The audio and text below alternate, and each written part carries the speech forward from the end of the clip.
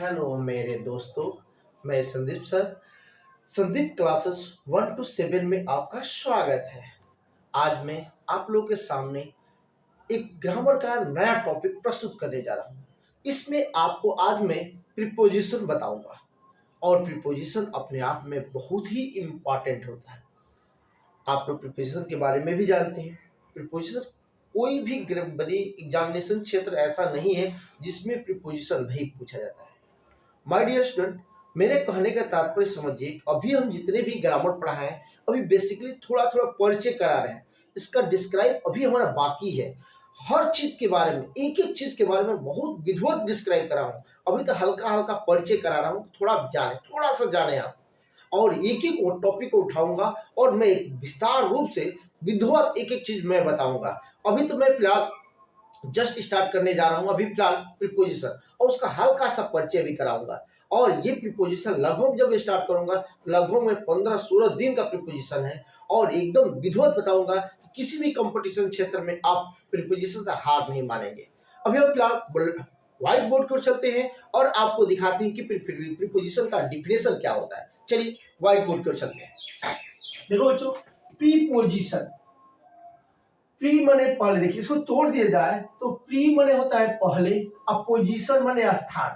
Pre मने पहले, opposition मने स्थान। तो जो शब्द नाउन या प्रोनाउन से पहले प्रयुक्त होकर उनके बीच में स्थान संबंध बताने का काम करता है उसे हम प्रीपोजिशन कहते हैं।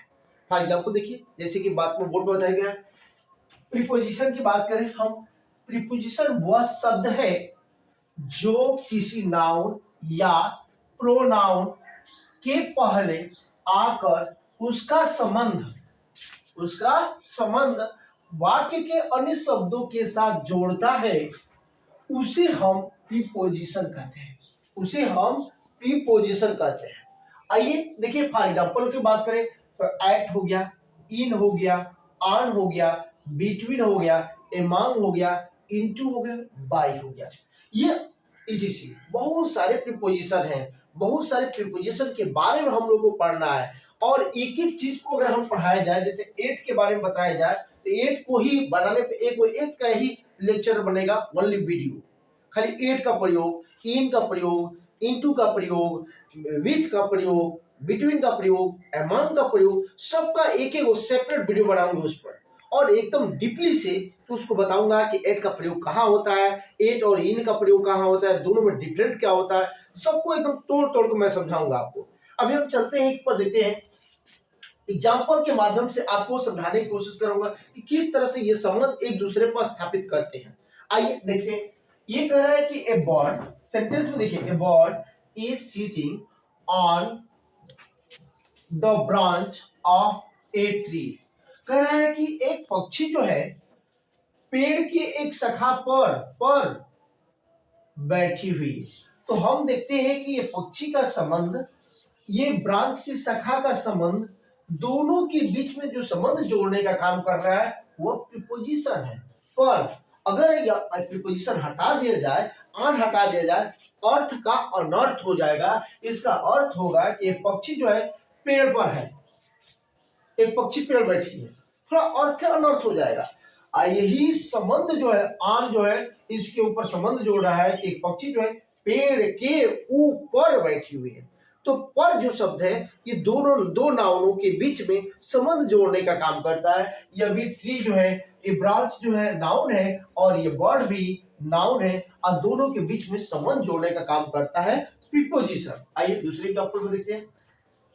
देयर इज ए बुक, यहाँ पर देखिए बुक की बात करते हैं। बुक जो है नाउन है, ऑन द टेबल। कह रहा है कि एक किताब जो है उस टेबल के ऊपर है। ठीक है ना। अगर हटा दीजिए है प्रीपोजिशन, ऑन को हटा दिया तो और क्या निकलेगा, एक किताब एक टेबल है, किताब टेबल होता है नहीं ना। इसी तरह हम बात करें तो ऑन क्या करता है, संबंध बताने का काम करता है। किसके किसके बीच में संबंध बताने का काम करता है, तो बुक और उस टेबल के बीच में संबंध बताने का काम करता है कि किताब जो है उस टेबल के ऊपर है। तो ये है प्रीपोजिशन का काम। अब हम आते हैं, देखिए जैसे हम बात करते हैं आई लिव एट नंदकुल। मैं नंदपुर में रहता हूँ, मैं नंदपुर पर। तो अगर बात करें कि एट का प्रयोग कहाँ करते हैं, एट का प्रयोग छोटे छोटे स्थानों पर किया जाता है। तो नंदपुर एक छोटा सा गांव है, इसलिए हम एट का प्रयोग किए हैं। ये बड़ा सा गांव होता, शहर होता, राज्य होता या देश होता, तो हम वहां पर इन का प्रयोग करते हैं। जैसे हम बात करना होता है कि मैं उत्तर प्रदेश में रहता हूँ, आई लिव इन यूपी, या I live in Uttar Pradesh, मैं भारत में रहता हूँ, आई लिव इन इंडिया होता। लेकिन छोटे छोटे कस्बा के लिए, छोटे छोटे गांव के लिए, छोटे छोटे शहरों के लिए हम एट का ही प्रयोग करते हैं। इसी तरह मैंने एग्जाम्पल पे दिया है कि आई लिव एट नंदपुर। अब देखिए बात करते हैं, यहाँ पर आते हैं Mukesh rights width of paid. देखो बच्चों, विथ का प्रयोग कब किया जाता है, से और साथ के अर्थ में होता है, ठीक है ना। या कोई कलम के द्वारा कोई चीज लिखा जाता है, या कोई हथियार वाला, धारदार वाला कोई काम किया जा सकता है, तलवार हो, चाकू हो, ये सब जितनी भी चीजें होती हैं उसमें हम आपको विथ का ही प्रयोग करते हैं। कलम भी एक हथियार से कम नहीं है, जो भी हथियार आए उसमें विथ प्रयोग किया जाता है। और कलम जो है एक हथियार से कम नहीं है, जल्द से कलम जो होते हैं किसी को डायरेक्ट फांसी तक पहुंचा देती है। तो ऐसे धारदार हथियार की बात किया जाए, कोई भी हथियार की बात किया जाए, उसमें आप सेट कर लीजिए विथ का ही प्रयोग किया जाता है। यहाँ पर हम बात करते हैं तो मुकेश राइट्स, मुकेश लिखता है विथ पेन। विथ पेन किससे लिखता है भाई, पेन से लिखता है। तो ये विथ जो है इस पेन के और मुकेश के बीच में संबंध बताने का काम कर रहा है। अब माय डियर स्टूडेंट, अब हम आगे चलते हैं। ये है आपका एक्सरसाइज, ये है आपका एक्सरसाइज। ये सब था आपका एग्जाम्पल। ये था जैसे बात किया जाए एज मैंने जैसे, और ये था सेंटेंस के साथ example,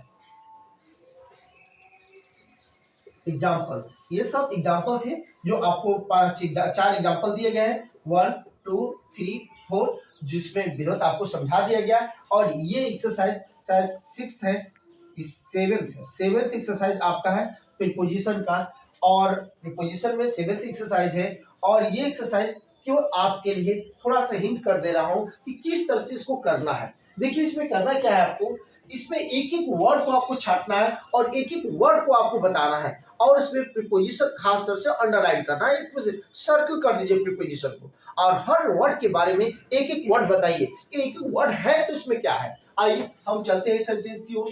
the sun rises in the east. इसका अर्थ होगा कि सूर्य जो होता है पूरब में उगता है।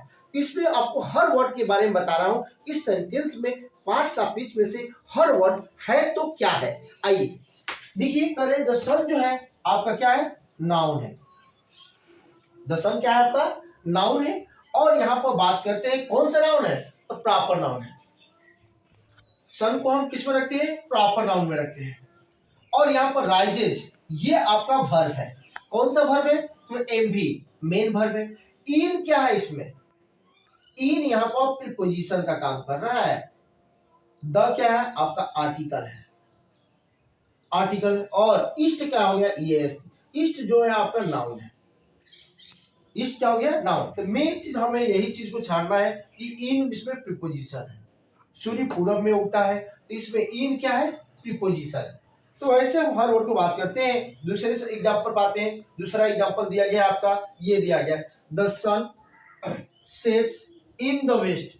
सूर्य जो है पश्चिम में छिपता है। सूर्य क्या है, पश्चिम में छिपता है। तो द सन क्या हो गया आपका, प्रॉपर नाउन हो गया आपका। सेट्स क्या हो गया आपका, वर्ब हो गया, एमवी हो गया।